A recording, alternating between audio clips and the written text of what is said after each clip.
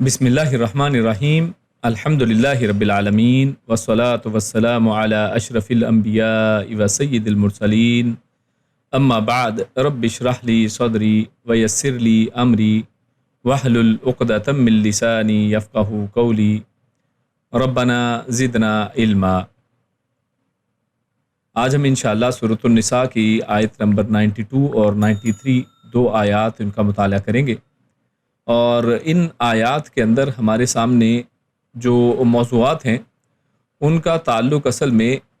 कत्ल के अहकामात से मुतल्लिका है, और ख़ुसूसन एक मुसलमान का कत्ल इसमें डिस्कस किया गया है। और अल्लाह रब्बुल इज़्ज़त ने उसके हवाले से अक़साम और उसके अहकाम इनका ज़िक्र किया है। और इनमें सबसे पहले अल्लाह रब्बुल इज़्ज़त ने एक मुसलमान के कत्ल की हुर्मत का तज़किरा किया है, और फिर उसके बाद मुसलमान का जो कत्ल ख़ता है, यानी गलती के साथ किसी मुसलमान का अगर कत्ल हो जाए तो उसकी अल्लाह रब्बुल इज़्ज़त ने मुख्तलिफ़ सूरतें बताई हैं। और उन 3 सूरतों के अंदर अल्लाह रब्बुल इज़्ज़त ने फिर उसके ऊपर सज़ा क्या है या कफ़ारा और दियत वगैरह उनकी क्या है, उसका अल्लाह रब्बुल इज़्ज़त ने तज़किरा किया है। और फिर उसके बाद जो दूसरी आयत है उसके अंदर अल्लाह रब्बुल इज़्ज़त ने जो अमदन कत्ल है, जो जानबूझकर कोई कत्ल कर देता है किसी शख्स को, खुसूसन मुसलमान को, तो क्योंकि यहाँ पर मुसलमान एक टॉपिक चल रहा है, तो अमदन कत्ल जो है उसकी अल्लाह रब्बुल इज़्ज़त ने सज़ा जो है उसको बयान किया है। तो चलते हैं, दर्स का आगाज़ करते हैं, जिसमें पहला जो मौजू हमारा एक मुसलमान का जो कत्ल और ख़ुसूसन कत्ल ख़ता है उससे मुतल्लिका है। तो अल्लाह रब्बुल इज़्ज़त का इरशाद है, आऊज़ु बिल्लाहि मिनश शैतानिर रजीम वमा काना लिमुमिनिन अन यक़तुला मुमिनन इल्ला ख़तआ। व और मा नहीं, काना है और नहीं है, ली मुमिनिन लिए, मुमिनिन मुमिन के लिए, यानी किसी ईमान वाले के लिए मुनासिब नहीं है, जायज़ नहीं है, अन के या क़तुल कि वो कत्ल करे, अन या क़तुला मुमिनन किसी मोमिन को, इल्ला सिवाय, यानी एक इस्तस्ना, उसमें एक एक्सेप्शन अल्लाह ने दे दी है, वरना तो ये कह दिया कि वमा कान लिमुमिनिन अन यक़तुला मुमिनन कि किसी मुसलमान मोमिन के लिए जायज़ नहीं है कि वो किसी दूसरे मुसलमान मोमिन का कत्ल करे, इल्ला एक एक्सेप्शन है, मगर ख़ता गलती से, वमन क़तला व और मन जो क़तला कत्ल करे, और जिसने कत्ल किया, यानी जो भी कत्ल करता है, मुमिनन किसी मोमिन को, ख़ताअन ख़ता से, गलती से, ये ख़ता वही उर्दू में हम लफ्ज़ इस्तेमाल किया करते हैं, तो वही लफ्ज़ अरबी में भी ख़ता ही के माने में आता है। तो जिसने किसी मोमिन को ख़ता से, गलती से कत्ल कर दिया, फ़तहरीरु, फ़ा फिर तहरीरु,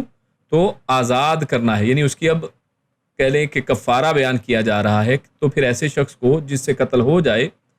गलती से, तो क्या करना है, फ़तहरीरु, तो आज़ाद करना है। और तहरीर आप जानते हैं उर्दू में हम एक लफ्ज़ इस्तेमाल करते हैं हुर्रियत, या इसी तरह यानी हुर्रियत का लफ्ज़ इस्तेमाल किया जाता है। और तहरीर की तहरीकें जो हैं वो भी हम देखते हैं, हुर्रियत पसंदी को कहा जाता है, ठीक है। और इसी तरह कोई आज़ाद मर्द है तो उसे, या आज़ाद औरत है तो उसे हुर्रा भी कहा जाता है। तो फ़तहरीरु तो आज़ाद करना है, रक़बतिन एक गर्दन को, मुमिनतिन मोमिन की, यानी एक मुसलमान ग़ुलाम को आज़ाद करना है। व दियतुन व और दियतुन, ये वही दियत लफ्ज़ है। दियत हम उर्दू में इसको जानते हैं,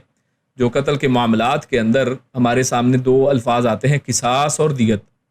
तो किसास तो ये है कि किसी के बदले में किसी दूसरे शख्स को जिसने कत्ल किया उसको मार दिया जाए, और दियत ये है कि उसको मारा ना जाए बल्कि उसके बदले में कुछ उसको कंपनसेट किया जाए, तो वो है दियतुन। यानी यहाँ पर दियतुन का लफ्ज़ है, तो असल में वही जिसको दियत बोलते हैं, वदियतुन, और साथ ही दियत भी है, यानी न सिर्फ एक गर्दन आज़ाद करनी है बल्कि साथ वदियतुन, दियतुन भी है, दियत भी है। मुसल्लमतुन, मुसल्लमा यानी उसको अदा कर दिया जाएगा, किसकी तरफ, इला तरफ, अहलिही यानी उसके अहल की तरफ, और अहल से मुराद यानी जो घर वाले हैं, ही किसके, यानी जिसको कत्ल किया गया है, यानी मकतूल के वरसा को ये दियत अदा कर दी जाए। इल्ला मगर, अन के, यस्सद्दक़ू کہ وہ صدقہ کر دیں، یعنی وہ معاف کر دیں، یعنی اگر اس کے گھر والے معاف کرنا چاہیں تو دیت معاف کر دیں، ورنہ دیت ادا کی جائے۔ فَإِن پھر ان اگر کانا ہو من قوم من سے قوم ایک قوم، یعنی اگر وہ کسی ایسی قوم سے ہو، عدو لکم، عدو کہتے ہیں دشمن کو، لکم تمہارے،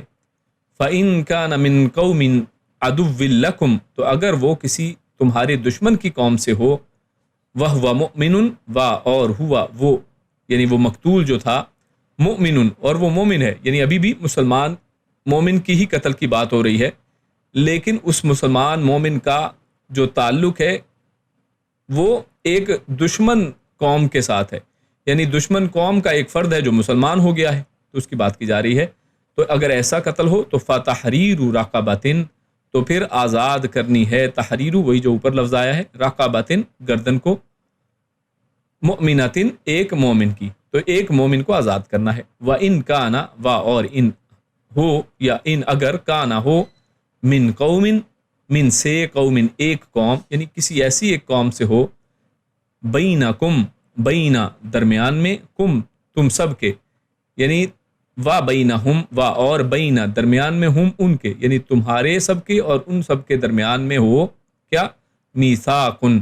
میثاق ایک پکے عہد اور معاہدے کو کہتے ہیں۔ تو اگر آپس میں معاہدہ ہو آپ لوگوں کا، مسلمانوں کا، اور اس قوم کے درمیان میں، چاہے وہ دشمن ہے، غیر مسلم قوم ہے، ان کے درمیان میں کوئی معاہدہ ہے، فدیتن تو ایسی صورت میں پھر دیتن، یعنی وہی جو دیت شروع میں لفظ تھا، تو فا کو ساتھ جوڑ کے یہاں پر فدیہ پڑھا جا رہا ہے، لیکن اصل میں فا اگر علیحدہ اس کو ہم سمجھیں تو دیت وہی لفظ جو ہے وہی آ رہا ہے یہاں پہ، تو فدیتن تو دیت ہے، مسلمتن جو سپرد کر دی جائے گی، الی اہلہ اس کے وارثوں کو، وتحریر رقبۃ اور تحریر آزاد کرائی جائے، رقبۃ ایک گردن، مؤمنۃ ایک مسلمان کی، یعنی یہاں پر بھی وہی مومنہ سے مراد ایک مسلمان جو ہے غلام کی گردن آزاد کرنا۔ فمن لم یجد پھر من جو لم نہ یجد وہ پائے، یعنی جو گردن آزاد نہ کرا سکے، فصیام پھر سیام تو روزہ ہے، شہرینی 2 مہینوں کا، متتابعین جو متتابع کہتے ہیں، یعنی اتباع کرنا، ہم جانتے ہیں اردو میں ہم استعمال کرتے ہیں کہ رسول اللہ صلی اللہ علیہ وسلم کی اتباع کی جائے، اسلام کے احکامات کی اتباع کی جائے، تو وہی لفظ یہاں پر ہے، یعنی پیچھے چلا جائے، تو یعنی شہرین 2 مہینے، متتابعین ایک دوسرے کے پیچھے آنے والے، یعنی مسلسل 2 مہینے کے روزے پھر رکھے جائیں گے، کب، فمن لم یجد اگر وہ گردن آزاد نہ کر سکے، تو یہ کیا ہے، توبتن تو یہ ایک توبہ کے طور پر ہے، من اللہ اللہ کی طرف سے، یعنی اگر وہ ایسا کرتا ہے تو یہ اس کے لیے ایک توبہ ہے۔ وَكَانَ اللَّهُ اور کانا ہے اللہ، اللہ علیماً علم والا، اور خوب علم والا، اور نکرہ لا کر اس کی وسعت میں اضافہ کیا ہے، یعنی اللہ رب العزت خوب علم رکھنے والا ہے، حکیماً خوب حکمت والا ہے۔ تو یہ ایک لمبی آیت ہے جس کے اندر، ایک ہی آیت کے اندر اللہ رب العزت نے مومن کے قتل کی حرمت کو اللہ رب العزت نے شروع میں بیان کیا ہے کہ ایک مومن کا قتل جو ہے وہ حرام ہے، اس کو قتل کرنا کسی مومن کے لیے جائز نہیں ہے کہ ایک مسلمان دوسرے مسلمان کو قتل کرے، اور ساتھ ہی پھر اس کے بعد اللہ رب العزت نے جو کسی مومن کو خطا سے، غلطی سے، جان بوجھ کر نہیں بلکہ کسی وجہ سے غلطی سے قتل کر بیٹھے، تو پھر اس کی اللہ رب العزت نے 3 صورتیں بیان کی ہیں، یہاں پر 3 مختلف حالات ہو سکتے ہیں کہ جن میں غلطی سے یہ قتل ہو جائے، تو ان کو اللہ رب العزت نے اس آیت کے اندر بیان کیا ہے، اور پھر ان کے ساتھ ان سے، یعنی کس طرح سے اس گناہ سے اپنے آپ کو صاف کیا جائے، اللہ رب العزت نے اس کا طریقہ بھی نہیں آیات کے اندر 3 طریقوں میں بتا دیا ہے کہ کیسے اس گناہ سے چھٹکارا حاصل کیا جائے گا، اس سے توبہ کس طرح سے کی جائے گی، اللہ نے خود اس کا ایک طریقہ متعین فرما دیا ہے۔ اور یقیناً اللہ رب العزت جو ہیں وہ علم والے ہیں، یعنی کہ علم والے سے مراد یہاں پر وکان اللہ علیمًا حکیمہ، اللہ رب العزت نے کہہ کر یہ بات واضح کر دی ہے کہ یہ جو قتل ہے کیا واقعی خطا سے ہوا ہے یا جان بوجھ کر کیا گیا ہے، یہ سب چیزوں کو اصل میں اللہ رب العزت زیادہ بہتر جانتے ہیں کہ یہ اصل میں کوئی شخص اگر چھپانا بھی چاہے کہ اگر متعمدن اس نے جان بوجھ کر قتل کیا تھا لیکن وہ جھوٹ بول کر کہے کہ میں نے خطا سے کیا ہے، تو دنیا تو اس کے اوپر اسی کے مطابق معاملہ کرے گی کہ جیسا کہ ثبوت ہیں، جیسا کہ حقائق نظر آتے ہیں، لیکن جو اس کی اصل حقیقت ہے وہ اللہ رب العزت ہی جانتے ہیں۔ تو اس لیے اللہ رب العزت یقیناً علم والے ہیں، اور یہ جو تمام احکامات اللہ رب العزت نے نازل کیے ہیں کہ کس طریقے سے اس گناہ کی معافی ہو سکتی ہے، اس کی توبہ کس طرح سے ہو سکتی ہے، تو یقیناً اللہ رب العزت حکمت والے ہیں۔ اللہ رب العزت نے یہ جو احکامات نازل کیے ہیں ان میں یقیناً بہت عظیم قسم کی حکمتیں وہ پوشیدہ ہیں۔ تو ہم آپ جانتے ہیں کہ پچھلی آیات کے اندر ہم پڑھ رہے تھے کہ مختلف طرح کے منافقوں کا اللہ رب العزت نے ذکر کیا، اور ان کے ساتھ مسلمانوں کو کس طرح سے معاملات کرنے ہیں ان کی بات ہو رہی تھی، اور اسی طرح جنگ و جدال کے میدان کے اندر منافقین کا جو کردار ہے اور کس طرح کے منافقین کے ساتھ قتال کیا جائے گا، کن کو معاف کر دیا جائے گا، وغیرہ وغیرہ، یہ ہم نے پچھلی آیات کے اندر اس کی تفاصیل دیکھی ہیں۔ تو یہاں پر جو اللہ رب العزت نے فرمایا وَمَا كَانَ لِمُؤْمِنٍ أَن يَقْتُلَ مُؤْمِنًا إِلَّا خَطَأً، تو کفار کے ساتھ جنگ کی اجازت نازل ہوئی ہماری پچھلی آیات کے اندر ہم نے دیکھا۔ تو یہ عین ممکن تھا کہ کسی شخص کو کافر اور حربی کافر سمجھ کر، حربی کافر سے کیا مراد ہے؟ یعنی جو کافر جنگ و جدال میں آپ کے ساتھ ہو، یعنی جو آپ کے آمنے سامنے تلوار لے کر، گن لے کر، یا میدان جہاد کے اندر آپ کے سامنے کھڑا ہو، یعنی آپ کے ساتھ جو لڑ رہا ہو، یعنی ایسا پر امن کافر نہیں، جیسا کہ پچھلی آیات کے اندر یہ چیزیں وضاحت کے ساتھ آئی تھی کہ بعض لوگ ایسے بھی ہیں کفار کے اندر کہ جو لڑنا نہیں چاہتے ہیں، جو آپ کے ساتھ امن و سلامتی کا ہاتھ بڑھانا چاہتے ہیں، اور بعض ایسے ہیں کہ جو اصل میں سازشیں کرتے ہیں اور جو آپ کے ساتھ لڑتے ہیں اور لڑنا چاہتے ہیں، لڑنے والوں کا ساتھ دیتے ہیں۔ تو یہ مختلف طرح کی اقسام ہم نے پچھلی آیات کے اندر دیکھ لی تھی۔ تو ان تمام آیات کے بعد اس آیت کو یہاں پر لانے کی ایک بڑی زبردست حکمت یہ ہے کہ یہ تمام حالات میں جب ہم پڑھ رہے ہیں کہ ایک کافر کے ساتھ میدان جنگ کے اندر کس طرح کا سلوک کیا جائے، تو یہاں پر عین یہ ممکن تھا کہ کسی شخص کو کافر اور حربی کافر سمجھ کر مسلمان قتل کر دیں، سمجھیں کہ اچھا ٹھیک ہے جناب، ان لوگوں کے ساتھ تو جنگ چل رہی ہے، تو جنگ کے دوران میں وہ کسی مسلمان کو بھی کافر ہی سمجھ کر غلطی سے وہ قتل کر دیں، اور بعد میں معلوم ہو کہ وہ مسلمان تھا۔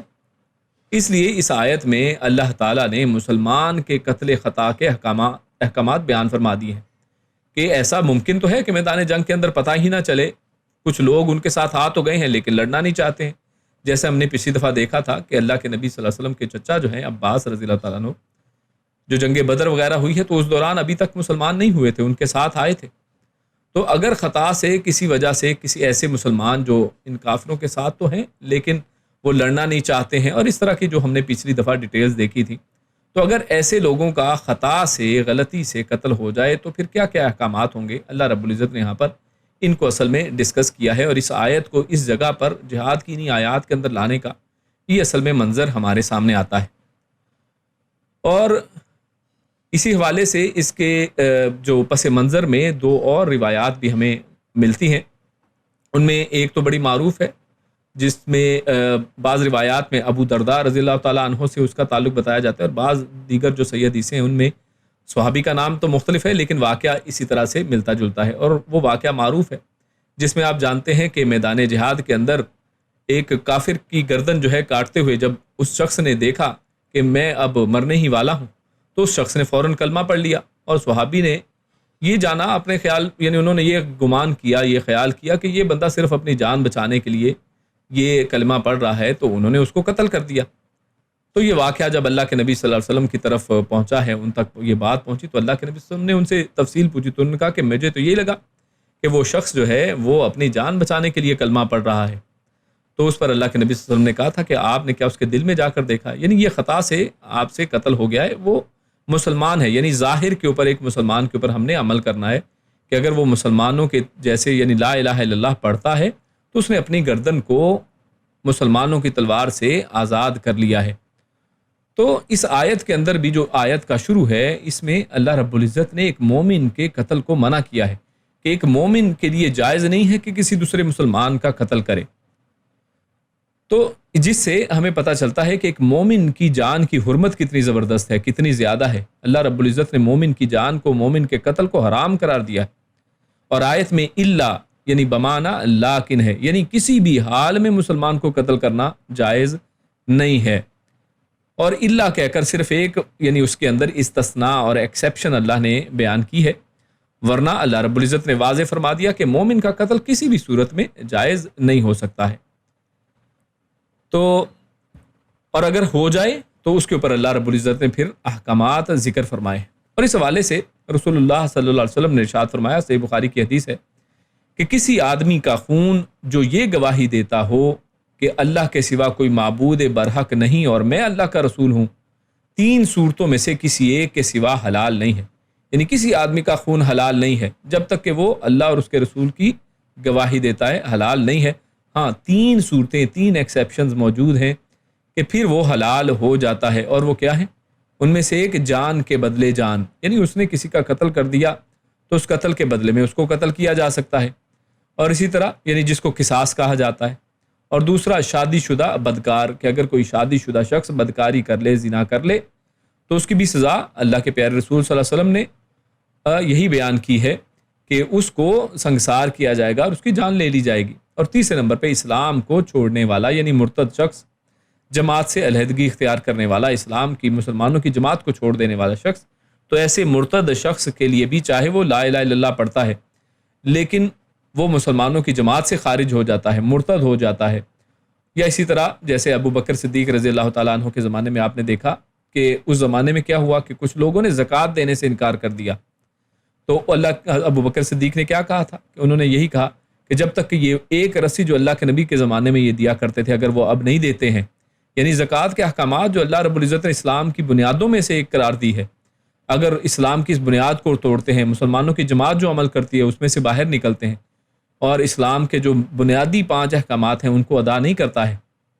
تو پھر ایسے شخص کے ساتھ انہوں نے کہا تھا کہ میں جہاد کروں گا.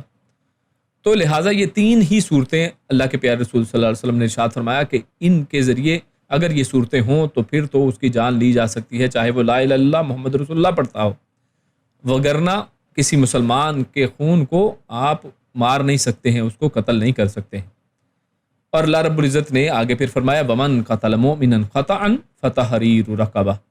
اور آگے یعنی اس کے احکامات اللہ رب العزت نے کہ اگر خطا سے کسی مومن کا قتل ہو جائے، کسی ایمان والے کا قتل ہو جائے تو پھر اس کے اوپر پھر احکامات ہیں. تو مسلمان تو سب سے پہلے یہاں پر یعنی جو بات سمجھی جائے کہ اس آیت کے اندر ایک مسلمان کے قتل کی بات کی جا رہی ہے، اور جو احکامات آگے آ رہے ہیں وہ مسلمان کے ایک ایسے قتل کہ جو خطا سے ہو جائے، جو غلطی سے ہو جائے، اس کی بات کی جا رہی. اور غلطی وہ کیا غلطی ہے؟ یعنی اس کی کئی وجوہات ہو سکتی ہیں، اس میں کوئی یہاں پر ڈیفائن نہیں کیا گیا ہے کہ فلاں فلاں غلطی ہوگی تو ایسا ہے. ہاں اس میں کوئی بھی غلط فہمی، اگر غلط فہمی کی بنا پر، جیسے میں نے آپ کے سامنے یہ مثال بھی رکھی کہ جس میں صحابی کو یہ لگا کہ یہ ڈر اور خوف کی وجہ سے کر رہا ہے تو غلطی سے یہ قتل ہو گیا. اور اسی طرح ایک دوسرا اسی پس منظر میں ایک دوسرا جو واقعہ بیان کیا جاتا ہے وہ سیدنا عیاش ہیں بن ابی ربیعہ صحابی، انہوں نے بھی ایک شخص کا قتل اس طریقے سے کر دیا کہ مکے کے اندر ان کا جو بھائی ہے وہ ایک مسلمان کے اوپر ظلم و ستم کرتا تھا اس کے اسلام لانے کی وجہ سے، اور حتیٰ کہ اتنا ظلم و ستم اس نے کیا کہ اس کو مار ہی دیا. تو اب اس کا بدلہ لینے کے لیے انہوں نے ٹھانا کہ اب جب مکہ فتح ہو گیا، فتح مکہ کے بعد ان کو معلوم نہیں تھا کہ وہ شخص اسلام قبول کر چکا ہے، یعنی جس سے یہ بدلہ لینا چاہتے تھے اس معصوم جان کا. تو انہیں پتہ نہیں تھا، معلوم نہیں تھا، تو انہوں نے اس کی جان جو گردن مار دی، اور ان کو بعد میں پتہ چلا. تو اس صورت میں بھی کہا جاتا ہے کہ یہ بھی اس کے پس منظر میں یہ آیت نازل ہوئی ہے. تو لہٰذا نہیں پتہ چلتا ہے کہ اس طرح سے غلطیاں مختلف طرح کی ہو سکتی ہیں، غلطی سے قتل ہو سکتا ہے.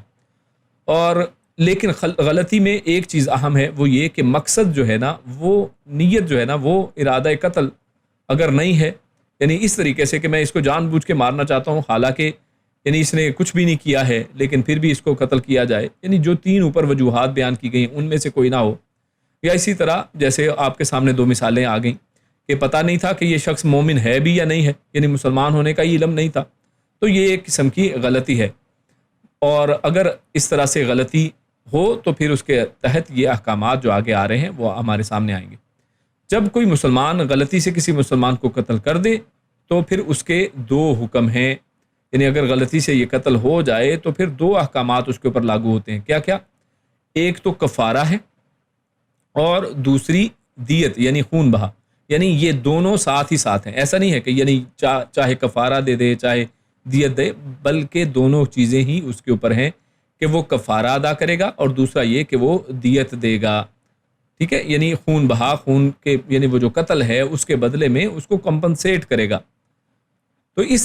ان دونوں احکامات جو کفارہ اور دیت اللہ رب العزت نے یہاں پر بیان کیے ہیں اس آیت کے اندر، ان تینوں ہی قتل کی قسموں کے اندر، تو اس کے پیچھے علماء نے کچھ حکمت بیان کی ہے.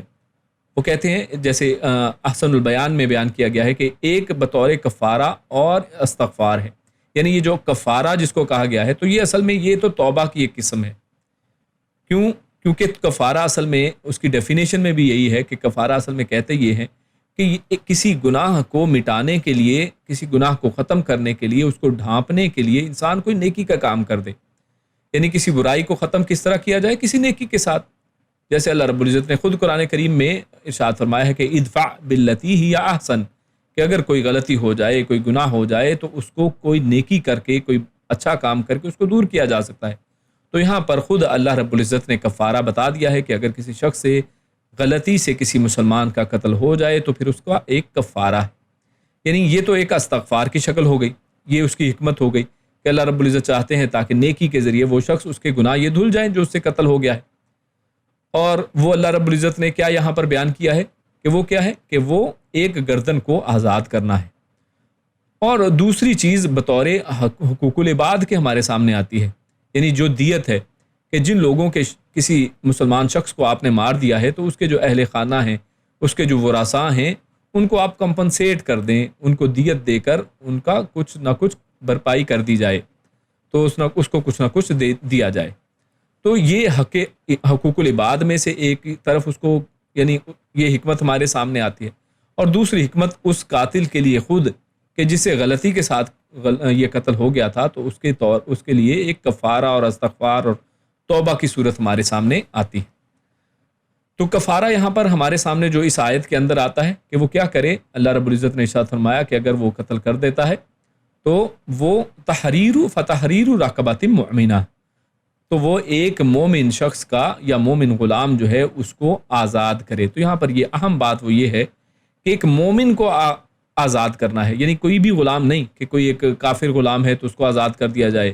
کوئی غیر مسلم اگر کوئی غلام ہے تو اس کو آزاد کیا جائے، نہیں، بلکہ یہاں پر صراحتاً بالکل واضح الفاظ میں اللہ رب العزت نے ایک مومن کی گردن چھڑانے کی بات کی ہے. ایک مومن چاہے وہ مرد ہو یا عورت، یہاں پر اس کی کوئی کنڈیشن نہیں لگائی ہے اللہ نے، وہ مرد ہے یا عورت ہے کوئی بھی ہو سکتا ہے، لیکن ایک مومن کو آزاد کرنا ہے. اور اسی طرح اس کی عمر بھی کوئی بھی ہو سکتی ہے، کوئی چھوٹا غلام بھی ہو سکتا ہے، بڑا غلام بھی ہو سکتا ہے، تو اس میں کوئی کنڈیشن نہیں ہے. حالانکہ علماء نے اس میں مختلف باتیں چیتیں کی ہیں، لیکن صحیح بات یہی ہے کہ اس میں کوئی کنڈیشن اللہ رب العزت نے یہاں پر بیان نہیں کی ہے. اور ساتھ ہی ساتھ اللہ رب العزت نے اسی آیت کے آخر میں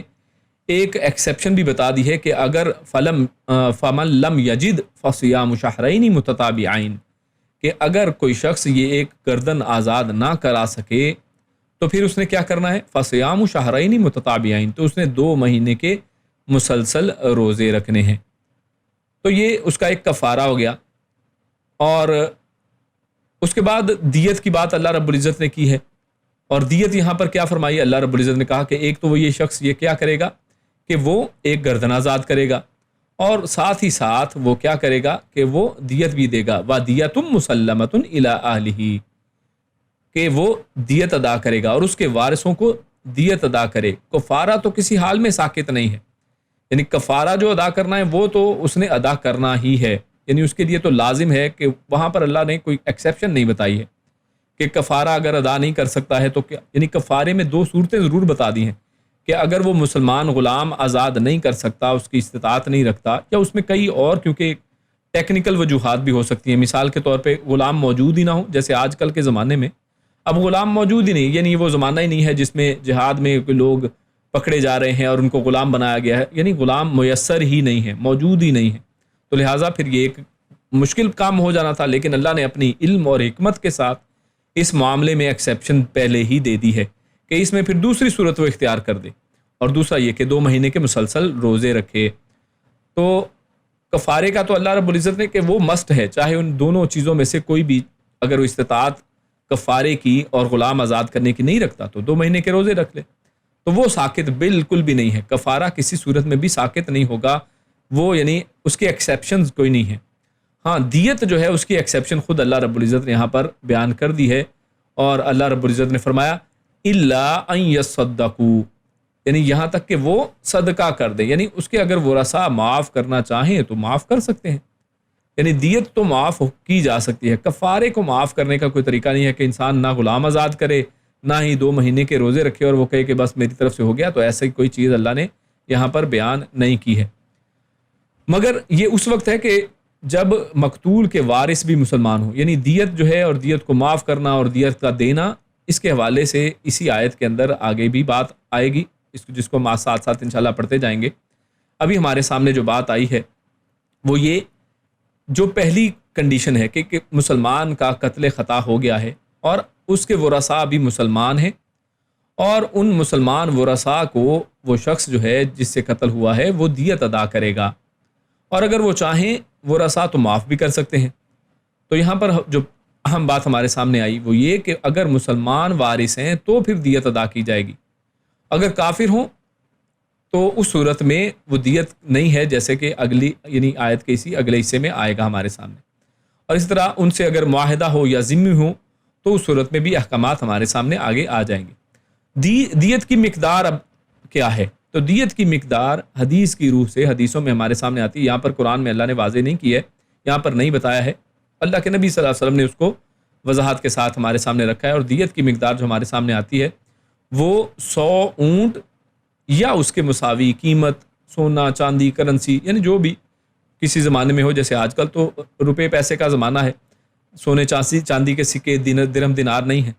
تو یا تو 100 اونٹ دے دیا جائے یا پھر اس کے برابر جو ہے، اس کے برابر جو بھی اس کی ویلیو بنتی ہو، جو وہ انسان وہ ادا کر دے، جو خطا کی نوعیت کے لحاظ سے مختلف بھی ہو سکتی ہے، یعنی اس میں خطا کی کتنی نوعیت ہے تو یہ اصل میں جج اور جو گورنمنٹ ہے یا جو قانون ساز ادارے ہیں وہ اصل میں فیصلہ کریں گے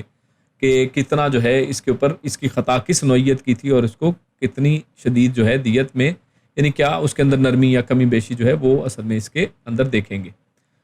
اور تو اس حوالے سے ہمارے سامنے کچھ چیزیں آ گئیں، جو پہلا موضوع ہمارے سامنے آیا تھا، اور یہاں پر اس میں پہلے موضوع کے اندر جو آخر میں اللہ نے فرمایا ان یصدقوا، کہ یعنی اس میں جو ایک صدقہ کرنے کی بات اللہ نے کر دی، تو یہاں پر صدقے کا لفظ اللہ نے استعمال کیا ہے کہ یعنی معاف کر دینے کو صدقے سے تعبیر کیا ہے، جس کا مقصد معافی کی اللہ نے ترغیب دلائی ہے۔ یعنی ویسے تو ورثاء کا حق بنتا ہے کہ دیت ان کو دی جائے، لیکن اللہ رب العزت نے یہاں پر پھر بھی اتنے معاملات کے باوجود، کیونکہ جن کا قتل ہوا ہے وہ بھی مسلمان ہیں، تو ان کو اللہ رب العزت نے ایک اچھے عمل کی ترغیب دلائی ہے، صدقے کی ترغیب دلائی ہے کہ اگر وہ معاف کر دیں تو یہ اصل میں ان کی طرف سے صدقہ ہو جائے گا۔ تو دیت کو معاف کرنا یہ بھی ایک بہت بڑی صدقے والی اور نیک عمل ہے۔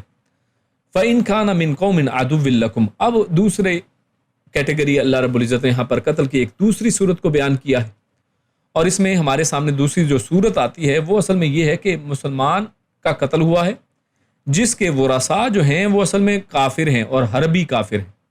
یعنی کفار کے اندر، یعنی کفار کے کسی خاندان سے ایک شخص مسلمان ہو گیا ہے، اور وہاں پر اور وہ کفار بھی ایسے کفار ہیں کہ جو مسلمانوں کے دشمن ہیں، ان کے ساتھ جنگ و جدال ہو رہا ہے۔ اور اس کی مثال آپ اس طرح سے لے سکتے ہیں کہ آپ جانتے ہیں جیسے مدینہ کے اندر مسلمانوں کی ریاست ہے، مسلمان ہیں، اور دوسری طرف مکے کے اندر جو دشمنان اسلام ہیں، تو یہ تمام جو ہے مسلمانوں کے در پہ تھے، مسلمانوں کے ساتھ بارہا انہوں نے جنگیں لڑی ہیں، جنگ بدر ہوئی ہے، احد ہوئی ہے، تو دیگر جنگیں آپ کے سامنے ہیں۔ تو ان لوگوں کے اندر اگر کوئی شخص مسلمان وہاں پر رہتا ہے اور اس شخص کا غلطی کے ساتھ اس مسلمان کا قتل ہو جاتا ہے، تو اس کے ورثاء کون ہیں؟ یعنی اس کے رشتہ دار، اس کے جو پیچھے بیوی بچے ہیں، وہ سب اگر کافر ہیں، تو اب یہ اس سیکنڈ کیٹیگری کو اللہ رب العزت نے یہاں پر بیان کیا ہے کہ ورثاء اگر حربی کافر ہوں، حربی سے مراد یعنی جن کے ساتھ جنگ چل رہی ہے، تو حربی کافر ہوں تو پھر قاتل کے ذمے صرف کفارہ ہے، یعنی پھر اس صورت میں کیا ہے، دیت ادا نہیں کی جائے گی، یعنی کفارہ تو قاتل دے گا، کیونکہ کفارہ کیا تھا، وہ تو توبہ تھی، تو توبہ تو لازم ہے اس کے اوپر کہ وہ اپنے اس گناہ کے اوپر، یہ جو خطا سے اس کے ساتھ ہوا ہے، تو اس گناہ کے اوپر کفارہ ادا کرے۔ اور کفارہ کیا ہے؟ گردن کو آزاد کرنا، ایک مومن کی گردن کو آزاد کرنا، اور اگر وہ استطاعت نہیں رکھتا ہے تو پھر 2 مہینے کے مسلسل روزے رکھنا، تو یہ کفارہ ادا کرے گا۔ لیکن اس کے اوپر اب وہ دیت نہیں ہے، مقتول کے وارثوں کو خون بہا ادا کرنے کی ضرورت نہیں ہے۔ وہ کیوں؟ جیسا کہ امام قرطبی نے لکھا ہے کہ وہ کیونکہ وہ دشمن ہیں، یعنی اگر آپ اس کو دشمنوں کو یہ دیت ادا کریں گے تو اصل میں دشمن کو مضبوط کر رہے ہیں، آپ اس کو پیسہ دے رہے ہیں، آپ اس کو 100 اونٹ دے رہے ہیں یا اس کے برابر میں اگر کوئی پیسہ دے رہے ہیں تو اصل میں اس کو مضبوط کرنے والی بات ہے، اور اسی لیے وہ مسلمان کی دیت لینے کے حقدار نہیں ہے، جیسے فتح القدیر میں لکھا گیا کہ وہ اصل میں مسلمان کی دیت لینے کے حقدار ہی نہیں ہے کہ ان کو دیت ادا کی جائے۔ تو دیت اگر دیں گے تو اصل میں ان کو آپ سٹرونگر بنا رہے ہیں، ان کو مضبوط کر رہے ہیں، ان کی مدد کر رہے ہیں آپ۔ تو اللہ رب العزت نے یہاں پر حکمت کے پس منظر میں ایک حکمت کے ساتھ یہاں پر یہ جو حکم نازل کیا ہے کہ ان کو پھر آپ نے صرف اس صورت میں کفارہ ادا کرنا ہے اگر ایک ایسے مسلمان کا قتل ہوتا ہے کہ جس کے ورثاء وہ حربی کافر ہوں، یعنی جن کے ساتھ جنگ چل رہی ہو، جن کے ساتھ کوئی معاہدہ یا صلح نہیں ہے اور وہ اب مسلمانوں کے خلاف سازشیں کرتے رہتے ہیں، تو ایسے کفار کو دیت ادا نہیں کی جائے گی۔ ہاں، قاتل جو ہے وہ کفارہ ضرور ادا کرے گا۔ اور تیسری اب ہمارے سامنے صورت آتی ہے جس کو اللہ رب العزت نے ارشاد فرمایا یہاں پر وَإِن كَانَ مِن قَوْمٍ بَيْنَكُمْ وَبَيْنَهُم مِّيثَاقٌ، کہ اب تیسری صورت یہ ہے کہ آپ یعنی مسلمانوں کے درمیان میں اور ان کفار کی قوم کے درمیان میں اب ایک معاہدہ ہے، یعنی آپس میں یہ لڑ نہیں رہے ہیں بلکہ انہوں نے جنگ بندی کے اوپر معاہدہ کر رکھا ہے۔ اور اس کی مثال اگر سمجھنی ہو تو آپ یہی مکہ کے لوگ جو ہیں تو کفار، لیکن صلح حدیبیہ کے بعد اب کفار اور مسلمانوں کے درمیان میں ایک جنگ بندی کا معاہدہ ہو گیا، صلح حدیبیہ ہو گئی کہ اب جناب آپس میں لڑائی وغیرہ نہیں ہوگی، اور مسلمان اور وہ دونوں کے درمیان میں ایک صلح کے کچھ معاہدے طے ہو گئے، ٹھیک ہے، جس کی اپنی شکیں تھیں جو یہاں پر کا موضوع نہیں ہے۔ مطلب یہ کہ اگر آپس میں معاہدہ ہو چکا ہے اور اب جنگ بندی ہے، آپس میں لڑ نہیں رہے ہیں، تو اگر ایسے لوگ ورثاء ہیں یعنی مسلمان جس کے ورثاء معاہد کافر ہوں، اور معاہد کے اندر وہ لوگ بھی شامل ہیں، علماء نے لکھا ہے کہ وہ لوگ بھی اس کے اندر ہیں کہ جن کے ساتھ معاہدہ ہے، جیسے کہ میں نے مثال دی، اور دوسرا وہ بھی اس کے اندر شامل ہیں جیسے ذمی ہے، کیونکہ یعنی کفار جو ہیں ان کی ڈیفرنٹ کیٹیگریز ہمارے سامنے آتی ہیں۔ تو ایک کفار کون ہے کہ جو حربی کافر ہیں جن کا اوپر ذکر ہو گیا، اب یہاں پر جو کفار کی بات ہو رہی ہے ایک تو معاہد ہیں کہ جن کے ساتھ معاہدہ چل رہا ہے، یا پھر وہ ذمی ہو سکتے ہیں۔ ذمی کیا ہے؟ یعنی جس علاقے پر مسلمانوں کا غلبہ اور کنٹرول ہے، مسلمانوں کی حکومت ہے، اور وہاں پر جو کافر بستے ہیں انہوں نے اپنی سیکیورٹی کے لیے، اپنی جان بخشی کے لیے ٹیکس دیتے ہیں اور وہاں پر رہتے ہیں، آپ کے ذمے ہیں اصل میں وہ لوگ۔ تو ایسے مسلمان بھی معاہد کے اندر آتے ہیں، یعنی ان کا معاہدہ ہو گیا کہ ہم آپ کے انڈر رہیں گے، ہم آپ کے رولز کو فالو کریں گے، آپ کے ملک کے قوانین یعنی مسلمانوں کے قوانین کو فالو کریں گے۔ ہاں، ہم اسلام قبول نہیں کرتے ہیں، ہم اپنے دین کے اوپر قائم رہیں گے، لیکن ہم تنگ بھی نہیں کریں گے اور یہاں پر آپ کے ماتحت بن کر رہیں گے، تو یہ ذمی ہے۔ تو یہ بھی کفار جو ہیں انہی معاہد کی کیٹیگری میں آتے ہیں۔ یا پھر تیسری وہ کیٹیگری بھی ہمارے سامنے آتی ہے جو یعنی اسی معاہد کے انڈر آتی ہے، اور یہ کفار کی اصل میں چوتھی کیٹیگری ہے، یعنی ٹوٹلی 4 کیٹیگریز میں کفار کو تقسیم کیا گیا ہے۔ تو ان میں سے چوتھی کیٹیگری ہے کہ مسلمانوں سے پناہ طلب کرنے والے، یعنی اگر کوئی کافر آتا ہے مسلمان ملک میں یا کسی مسلمانوں کے پاس اور وہ آ کر پناہ مانگتا ہے کہ مجھے آپ پناہ دے دیجئے، تو یہ بھی شخص اب مسلمانوں کے انڈر آ گیا ہے، مسلمانوں کا اس کے ساتھ اس کی حفاظت کرنے کا معاہدہ طے پا گیا ہے۔ تو یہ 3 معاہد کہلاتے ہیں، میثاق جن کے ساتھ ہو گیا، جس کا اللہ نے قرآن میں یہاں پر لفظ میثاق کا استعمال کیا ہے، پناہ طلب کرنے والا۔ تو اس صورت میں بھی 2 چیزیں واجب ہوں گی،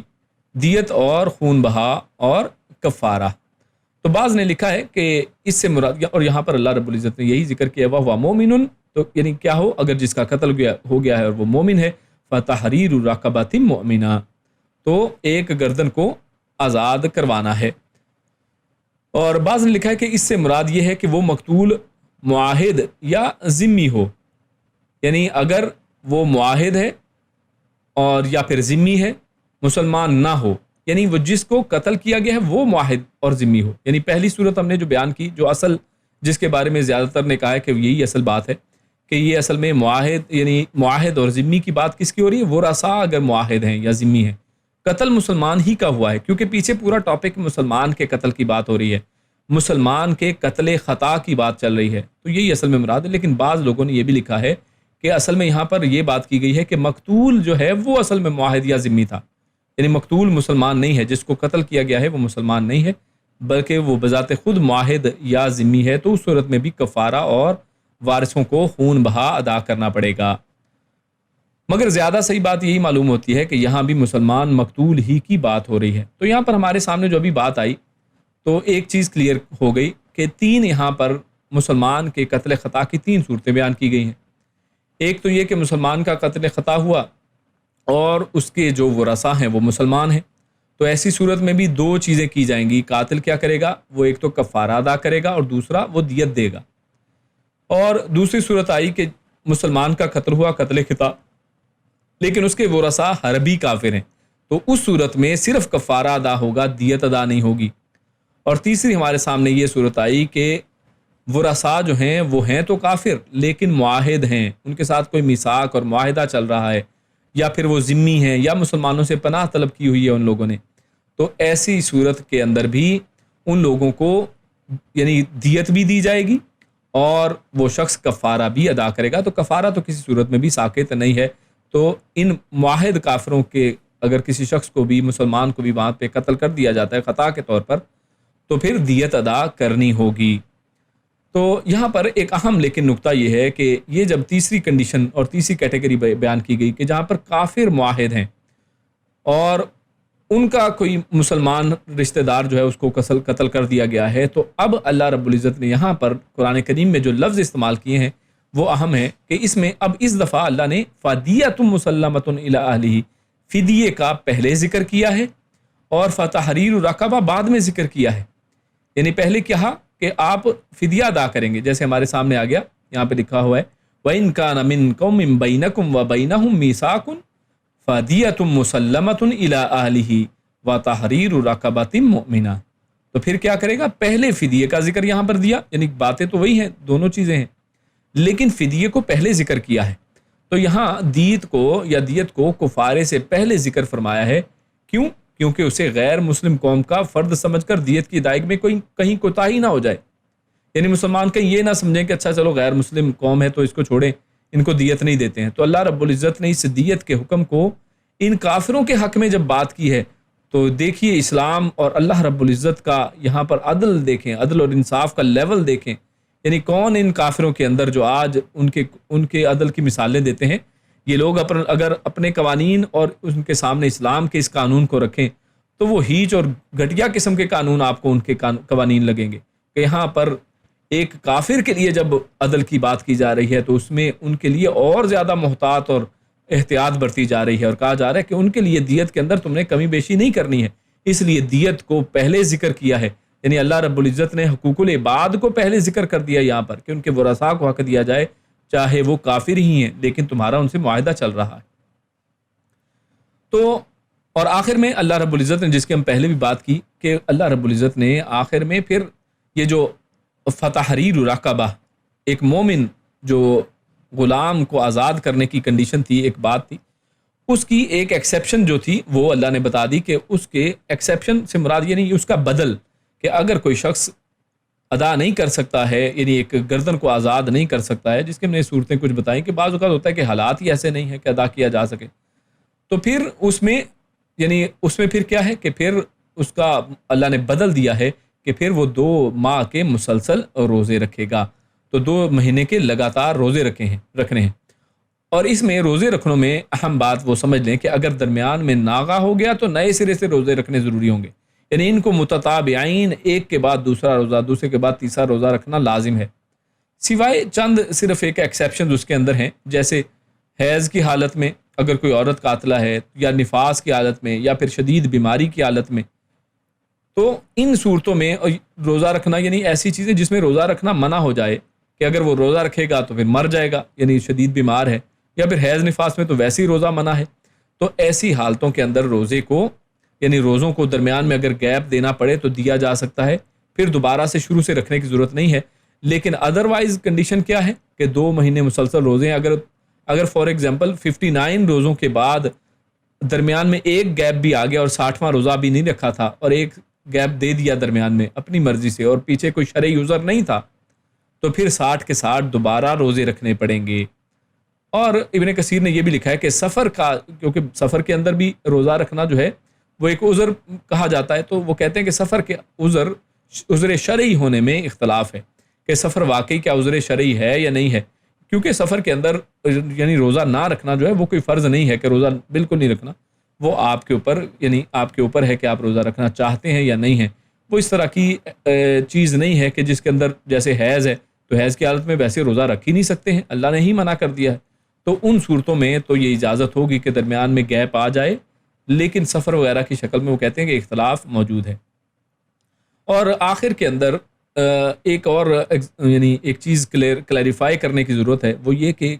بعض لوگوں نے اس کو جرمانہ کہا، یعنی کفارے کو جرمانہ سمجھتے ہیں، تو کفارہ اور جرمانہ اس کے اندر فرق کیا ہے اس کو سمجھنا ضروری ہے۔ تو اس میں علماء نے یہ کہا ہے کہ جو کفارہ ہے یعنی اس کی اگر بات کی جائے تو جیسے آپ نے پہلے دیکھ لیا کہ کفارہ تو اصل میں اس کا مقصد کیا ہے کہ ویسے بھی کفارہ کہتے ہیں چھپا دینے کو، ڈھانپ دینے کو، تو کفارہ کسی گناہ کو چھپانے یا ختم کرنے کے لیے اس کے بدلے میں نیکی کرنا، اس کو کہا جاتا ہے، اور اس کے اندر توبہ کا پہلو ہے۔ اور یہاں پر خود قرآن کریم میں اللہ رب العزت نے یہاں پر یہ بات کی ہے کہ یہ کیا ہے، توبۃ من اللہ، یہ کفارہ اللہ کی طرف سے ایک توبہ ہے، یعنی اللہ تعالیٰ اس کو ایک بطور توبہ آپ کے سامنے رکھ رہے ہیں کہ آپ توبہ کریں اس انداز میں۔ تو یہ کہ توبہ کا ایک انداز ہے، اور توبہ کے اندر آپ جانتے ہیں کہ توبہ میں کنڈیشنز کیا ہیں کہ انسان شرمندہ ہو اپنے کیے کے اوپر، خالص اللہ رب العزت کے لیے وہ توبہ کرے، اور اسی طرح وہ آئندہ نہ کرنے کا ایک پکا جو ہے عزم کرے، فیصلہ کرے، تو پھر یہ ایک توبہ بنتی ہے۔ جبکہ اگر آپ جرمانے کی بات اس کے اپوزیشن میں کریں تو جو جرمانے کے اندر کسی غلطی کا بدل تو وہ ہوتا ہے کہ غلطی کے بدلے میں آپ یہ فائن پے کر دیں، مگر اس میں یہ جو توبہ کی جو شرائط ہیں کہ اس کے اندر شرمندہ ہوا جائے نہ ہوا جائے، لوگ فائن پے کر دیتے ہیں کہ ٹھیک ہے جی یہ لیں ہم سے فائن لے لیں، لیکن اس کے اوپر شرمندہ نہیں ہوتے ہیں، وہ اس کو اپنا رائٹ سمجھتے ہیں کہ جی ٹھیک ہے میں پیسے والا میں دے سکتا ہوں، اور میں یہ غلطی بار بار دہراؤں گا، اس میں اس کو آئندہ نہ کرنے کا کوئی عہد بھی نہیں ہوتا ہے کہ میں آئندہ نہیں کروں گا۔ بعض کہتے ہیں کہ ٹھیک ہے میں فائن پے کر دوں گا لیکن میں اس کو چھوڑوں گا نہیں، تو جرمانہ بالکل ایک اور چیز ہے، اس لیے اس کفارے کو جرمانہ کہنا جو وہ بعض اہل علم نے کہا ہے کہ یہ درست نہیں ہے۔ اس کے بعد ہم اگلی آیت کی طرف چلتے ہیں۔ تو اس آیت میں اللہ رب العزت نے قتل عمد کے حوالے سے بات کی ہے اور اس کی سزا، اور آخرت کے اندر جو اس کی سزا ہے اس کا تذکرہ فرمایا ہے۔ اللہ فرماتا ہے وَمَن يَقْتُلْ، اور من جو یقتل قتل کر دے، مؤمنن کسی مومن کو، متعمدن جان بوجھ کر۔ اب پہلے خطا کی بات کی گئی تھی، تو اس آیت میں بالکل ڈیفرنٹ ایک ٹاپک کو شروع کیا گیا ہے، یہاں پر اب کسی مومن کو جان بوجھ کر قتل کرنے کی بات کی گئی ہے۔ تو یہاں پر اللہ فرماتا ہے فَجَزَاؤُهُ، تو اس کی جزا ہے جہنم۔ تو اس کی پہلی سزا اللہ نے کیا بتائی کہ اس کی جزا کیا ہے، جہنم اس کی سزا ہے، خالدن فیہا، اور جہنم کے اندر کیا، خالدن فیہا، اس کے اندر ایک خلود کی جو سزا ہے وہ اس کو ملنے والی ہے، ہمیشہ رہنا، خالدن کہتے ہیں ہمیشہ رہنے والا، فیہا اس کے اندر، وغضب اللہ، اور غضب اللہ، اور غضب اللہ، اللہ کا، یعنی اللہ کا غضب بھی اس کے اندر ایک سزا ہے، یعنی دوسری سزا پھر ہمارے سامنے، یعنی ایک تو جہنم ہو گئی، جہنم کے اندر یہ جو ہمیشہ رہنے کی سزا ہے، اور اسی طرح اللہ کا غضب ہمارے سامنے آ گیا، اور اسی طرح علیہ، اس کے اوپر اللہ کا غضب، اور جس شخص کے اوپر اللہ کا غضب ہو جائے بہت بڑی سزا ہے، وَلَعْنَهُ، اور لعنت اس کے اوپر، اور لعنت کا مطلب کیا ہے، اللہ کی رحمت سے محرومی، یعنی اللہ رب العزت ایسے شخص کو جو جان بوجھ کر قتل کرتا ہے اپنی رحمت سے محروم کر دیتے ہیں، لعنہ، یعنی اس کی لعنت، یعنی اللہ رب العزت کی طرف ضمیر لوٹ رہی ہے، یعنی اللہ کی لعنت، علیہ ولعنہ، اور اس کی لعنت، وَأَعَدَّ، اور اعدہ تیار کر رکھا ہے، یعنی پہلے سے اس کے لیے اللہ نے سزا مقرر کر دی ہے، تیار رکھ دیا ہے، کیا، لہو، اس کے لیے، عذاباً، ایک بہت بڑا عذاب، عظیماً، بہت بڑا، یعنی بہت ہی زبردست، بہت بڑا عذاب اللہ نے اس کے لیے تیار کر رکھا ہے۔ تو علماء نے کہا کہ یہاں پر 5 اللہ رب العزت نے اس کی سزائیں بتائی ہیں، جہنم، اس کے اندر خلود جو ہے، اور اسی طرح اللہ کا غضب اور اللہ کی لعنت، اور آخرت میں اس کے لیے بہت بڑا جو عذاب ہے، یہ اللہ رب العزت نے 5 سزائیں ایسے شخص کے لیے مقرر فرمائی ہیں کہ جو شخص کسی مسلمان کو جان بوجھ کر قتل کر دیتا ہے۔ وَمَن يَقْتُلْ مُؤْمِنًا مُتَعَمِّدًا، تو یہاں پر بھی ایک مومن مسلمان کا قتل جو جان بوجھ کر قتل کیا گیا ہے، اس کی سزا بیان کی گئی ہے۔ تو ان دونوں آیتوں سے ایک چیز تو بڑی واضح طور پر ہمارے سامنے آتی ہے کہ ایک مسلمان کا قتل کتنی بڑی چیز ہے، کہ اس کے اوپر اللہ رب العزت نے 5 بڑی بڑی سزائیں مقرر کی ہیں، اور اگر ہم شریعت اسلامیہ کا مطالعہ کریں تو اس کے اندر کوئی دوسرا ایسا گناہ نہیں ملتا ہے کہ جس کے اوپر اتنی زیادہ اتنی بڑی بڑی سزائیں اللہ نے ذکر کی ہوں۔ تو یہ اس قتل جو ہے، ایک مسلمان کا جو قتل ہے، اس کی شدت اور اس کا جرم کے بڑے ہونے کی یہ ساری چیزیں دلالت بنتی ہیں۔ تو قتل خطا کا حکم بیان کرنے کے بعد اب اس آیت میں اللہ نے قتل عمد کو ذکر کیا ہے اور اس کی وعید اللہ رب العزت نے سنائی ہے۔ اور اگر ہم قرآن کریم کی آیات کا مطالعہ کریں تو ہمارے سامنے یہ بات آتی ہے کہ اللہ رب العزت نے بے شمار آیات میں شرک کے ساتھ اس قتل کا ذکر کیا ہے۔ یعنی شرک کتنا بڑا جرم ہے کہ اللہ رب العزت کے پیارے رسول صلی اللہ علیہ وسلم نے بھی ارشاد فرمایا، حدیث میں آتا ہے کہ کیا میں تمہیں سب سے بڑے گناہ کے بارے میں نہ بتاؤں؟ او نبئکم باکبر الکبائر۔ تو صحابہ کرام نے جب پوچھا کہ ہاں جی بتائیے، تو اس میں اللہ کے نبی صلی اللہ علیہ وسلم نے جو سب سے پہلا ذکر کیا وہ شرک تھا۔ اور اسی طرح سورہ لقمان کے اندر اللہ رب العزت نے ارشاد فرمایا ہے کہ لا تشرک باللہ ان الشرک لظلم عظیم، کہ جب لقمان نے اپنے بیٹے کو سب سے پہلی نصیحت کی ہے تو وہ کیا کی ہے کہ شرک نہ کرنا، کیونکہ شرک سب سے بڑا جرم ہے۔ اور اسی طرح اللہ رب العزت نے خود قرآن کریم کے اندر یہ ارشاد فرمایا ہے کہ ان اللہ لا یغفر ان یشرک بہ، کہ اللہ رب العزت جس نے شرک کیا اس کو بالکل معاف نہیں کرے گا، ویغفر ما دون ذلک لمن یشاء، اور اللہ اس کے علاوہ جس کو چاہے معاف فرما دے۔ یعنی اس کی یہ اللہ کے اوپر ہے کہ اللہ چاہے تو معاف کر دے، چاہے تو معاف نہ کرے۔ تو لہٰذا شرک جیسے بڑے جرم کے ساتھ اس کو بار بار اللہ نے کئی جگہوں پر ذکر کیا ہے، جس سے پتہ چلتا ہے کہ عمدن جو قتل ہے، جان بوجھ کر کسی مسلمان کا قتل کتنی بڑی گناہ والی اور کتنی بڑی یعنی ایسا ایک بڑا جرم ہے۔ تو اس میں سب سے پہلے اللہ رب العزت نے جہنم کی بات کی ہے کہ جہنم کے اندر اللہ رب العزت اس کو رکھے گا۔ اللہ رب العزت نے اپنے غصے کی بات کی ہے۔ اللہ رب العزت جس سے غصے ہو جائے تو اس کو کون بچا سکتا ہے؟ وہاں پر کوئی بڑے سے بڑا ولی، کوئی بڑے سے بڑا اس کا ساجی دوست جو ہے قیامت والے دن کام آنے والا نہیں ہے، جس کے اوپر اللہ رب العزت غصہ ہو جائے۔ اور اس کے مقابل میں اللہ رب العزت اپنی رضا کی بات کرتا ہے، جس سے اللہ راضی ہو جائے تو یقیناً ہر چیز پھر اس کے اوپر راضی، ہر چیز اس کے لیے آسان ہے۔ تو اللہ رب العزت نے اس کے بعد پھر اپنی لعنت کی بات بھی کی ہے کہ ایسے شخص کے اوپر اللہ کی لعنت ہے، اللہ نے اس کو اپنی رحمت سے محروم کر دیا۔ اور قیامت والے دن اللہ کی رحمت ہمارے سامنے کیا ہے؟ وہ جنت ہی ہے۔ یعنی وہ شخص جنت سے محروم ہو جاتا ہے کہ جو اللہ کی لعنت کا مستحق ٹھہرے۔ اور عذاب عظیم یعنی جہنم کے اندر پھر جو بڑے بڑے عذاب اس کے لیے اللہ نے تیار کر رکھے ہیں۔ تو اتنی سخت سزائیں ایک ہی جگہ پر ذکر کرنے سے اس گناہ کی شدت کا اندازہ ہوتا ہے۔ اور بظاہر یعنی یہاں پر اب اہم بات جو اب وہ سمجھیں کہ ان سب چیزوں کو دیکھنے کے بعد لگتا یہ ہے، ظاہر یہ ہوتا ہے کہ مومن کو قصدن اگر ارادتاً اگر جان بوجھ کر قتل کر لے تو ایسا قتل کرنے والا ہمیشہ جہنمی ہے، ابدی جہنمی ہے، اور اس کی توبہ بھی قبول نہیں ہوگی۔ یعنی دیکھنے میں اس طرح محسوس ہوتا ہے اس آیت کے ظاہر سے۔ لیکن آپ جانتے ہیں کہ قرآن کریم کی ایک آیت دوسری آیت کی تفسیر کرتی ہے، اور ہمیں جب بھی دیکھنا ہے تو ہمیں خوارج کا وہ جو انداز ہے وہ ذہن میں نہیں، وہ عمل میں نہیں لانا چاہیے کہ خوارج کا یہ انداز تھا کہ وہ کسی ایک آیت کو پکڑتے تھے اور مسلمانوں کے اوپر فتوے لگانے شروع کر دیتے تھے، اور انہوں نے تو سیدنا علی رضی اللہ تعالیٰ عنہ کے اوپر بھی کفر کا فتویٰ لگا دیا۔ تو بڑے بڑے مسلمانوں کے اوپر انہوں نے آیات کی غلط فہم کی وجہ سے اس طرح کے فتوے لگا دیے تھے۔ تو ہمیں بھی محتاط رہنا اور ہمیں دیکھنا ہے کہ قرآن کریم کا جو ایک اجمال ہے، جو دوسرے دیگر مقامات ہیں، اور قرآن کریم جو ہے ہمارے سامنے اس آیت کا مفہوم کھول کر کس طرح بیان کرتا ہے۔ تو اس حوالے سے تو یہ جو ظاہر اس کا ہے، اس کو کھولنا اور اس کو سمجھنا وہ بڑا ضروری ہے کہ یہاں پر کیا واقعی ایسا مراد ہے کہ کسی مسلمان کا اگر کوئی شخص قتل کر دے تو کیا وہ ہمیشہ جہنم کے اندر رہے گا اور وہ کبھی بھی جنت میں داخل نہیں ہو سکتا ہے، اور ہمیشگی کے لیے اس کے اوپر جنت حرام ہو گئی، یا اس کی توبہ کبھی قبول نہیں ہوگی؟ تو اس حوالے سے سورہ فرقان کی اگر ہم آیت 68 سے لے کر 69 وغیرہ وہ دیکھیں تو ہمارے بلکہ 70 کو اس میں شامل کریں تو ہمارے سامنے ایک بات واضح ہوتی ہے۔ اللہ رب العزت قرآن کریم میں ارشاد فرماتا ہے سورہ فرقان کے اندر اللہ فرماتا ہے والذین لا يدعون مع اللہ الہا آخر، کہ وہ لوگ جو اللہ رب یعنی والذین وہ لوگ لا يدعون وہ نہیں پکارتے مع اللہ اللہ کے ساتھ الہا آخر کسی دوسرے کو، ولا یقتلون النفس، یعنی جو لوگ شرک نہیں کرتے ہیں، اور ولا یقتلون النفس، اور انہوں نے کسی نفس کو نہیں قتل کیا ہے، التی حرم اللہ، جس کو اللہ نے حرام کر دیا، یعنی مسلمان کا قتل اگر وہ نہیں کرتے ہیں، الا بالحق، ہاں سوائے حق کے، جیسے وہ 3 حق اللہ نے پچھلے ہم حدیث میں پڑھ آئے ہیں کہ 3 صورتوں میں صرف ایک مسلمان کو قتل کیا جا سکتا ہے،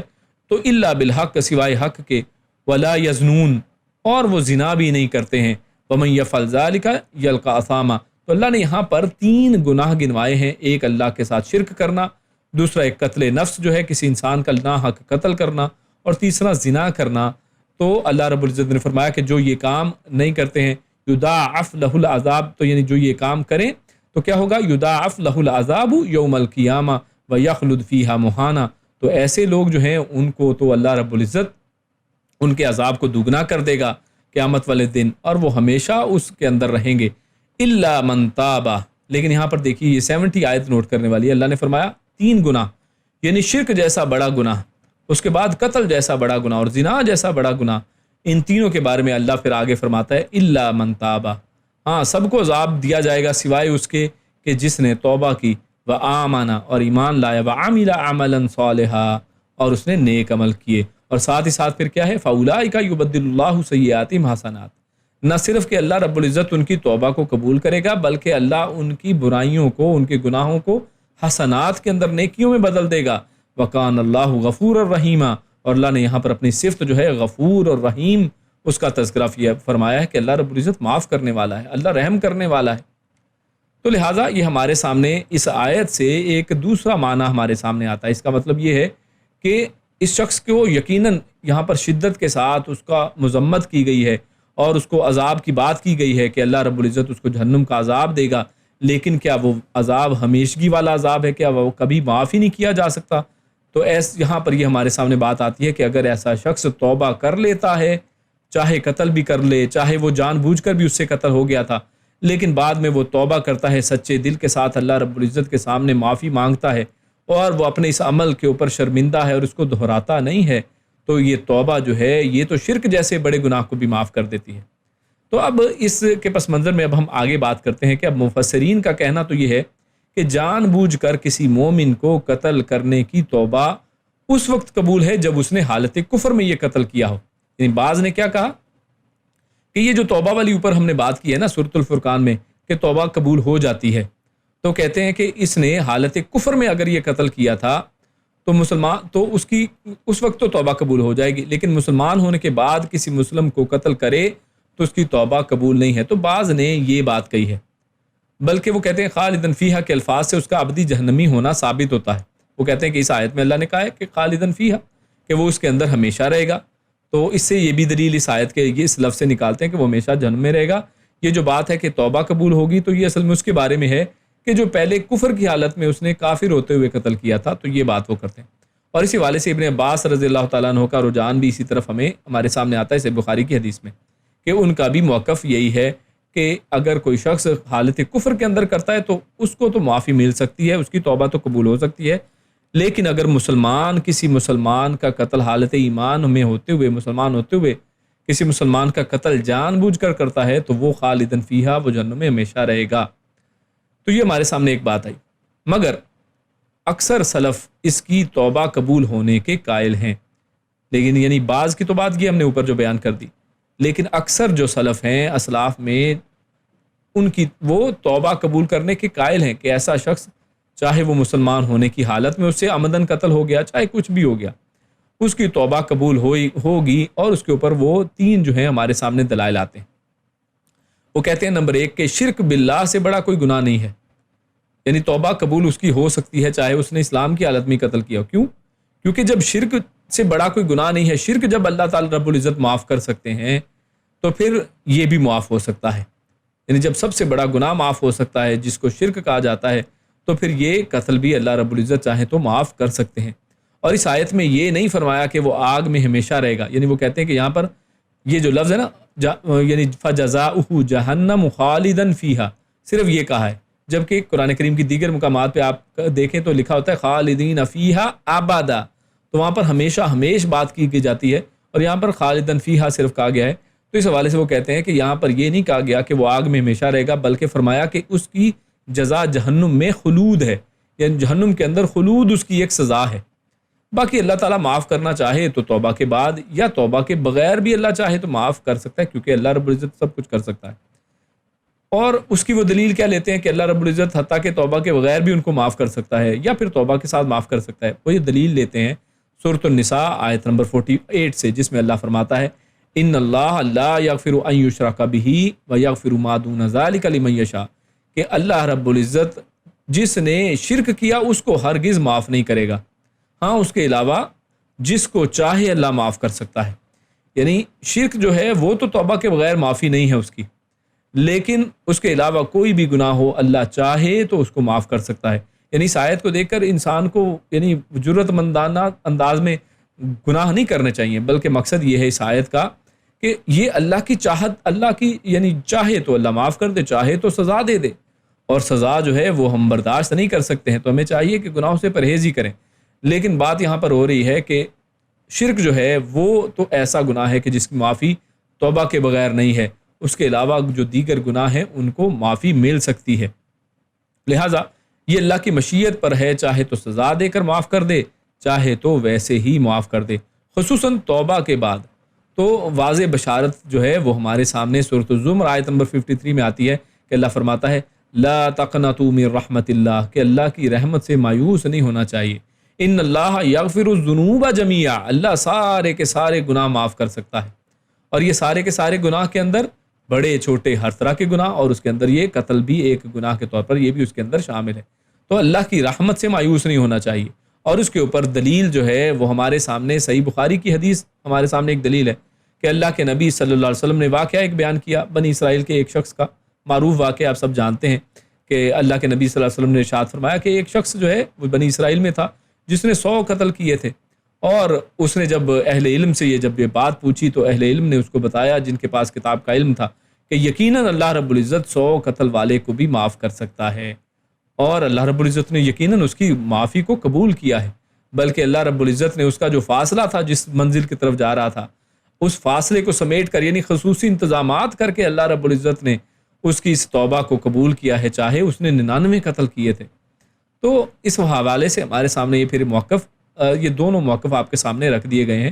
جن میں بعض کا تو یہ کہنا ہے کہ یہ شخص جو ہے جو قتل کر دے متعمدن جان بوجھ کر، اگر اس نے حالت کفر میں قتل کیا تھا تو پھر تو توبہ قبول ہوگی، لیکن اگر اسلام کی حالت میں کوئی شخص متعمدن قتل کرے تو پھر توبہ قبول نہیں ہے۔ لیکن ہم نے آپ کے سامنے دلائل رکھے دیگر مفسرین کے، دیگر اسلاف میں سے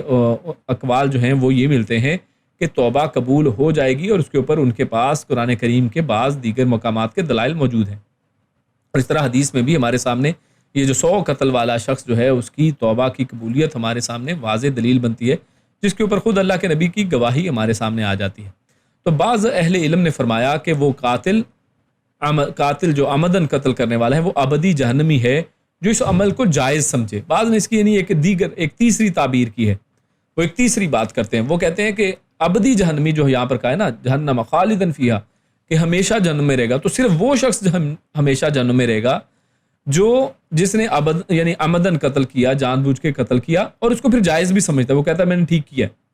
اس کے اوپر وہ توبہ بھی نہیں کرتا ہے، وہ شرمندہ بھی نہیں ہوتا ہے، اور وہ اس کو جائز سمجھتا ہے۔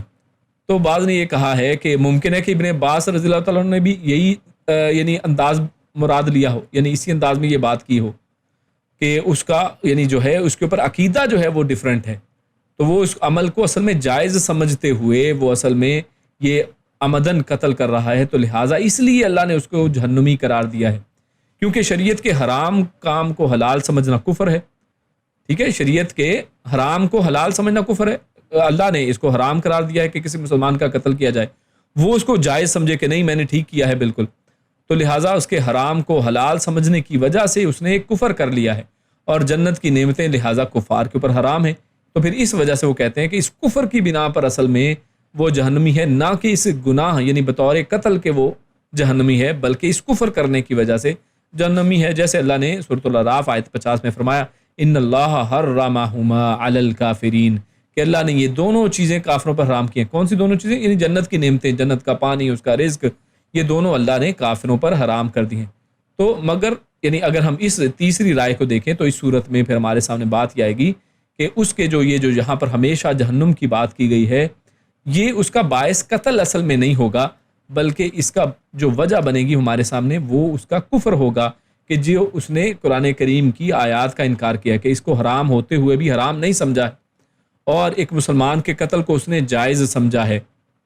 تو واللہ عالم، اللہ رب العزت ان معاملات میں ہمارے سامنے جو چیزیں آپ کے سامنے تھیں ان کو رکھ دیا گیا۔ اللہ رب العزت سے دعا ہے کہ اللہ رب العزت ہم سب کو قرآن کریم سے مستفید ہونے کی توفیق عطا فرمائے۔ اللہ رب العزت ہم سب کو شرک جیسے بڑے گناہ سے محفوظ فرمائے، اور اس کے ساتھ ساتھ اس طرح کے جو حقوق العباد کے حوالے سے جو گناہ ہیں، جن میں سب سے اول جو ہے، جیسا کہ ایک حدیث میں آتا ہے کہ قیامت والے دن سب سے پہلا جو سوال کیا جائے گا حقوق العباد کے اعتبار سے،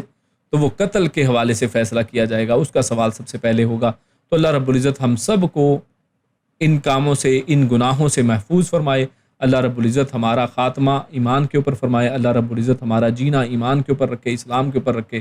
اللہ رب العزت نیک عمل اور اچھی سمجھ کی توفیق عطا فرمائے۔ سبحان ربک رب العزت عما یصفون وسلام علی المرسلین والحمد للہ رب العالمین۔ جزاکم اللہ خیرا وبارک اللہ فیکم۔ السلام علیکم ورحمۃ اللہ وبرکاتہ۔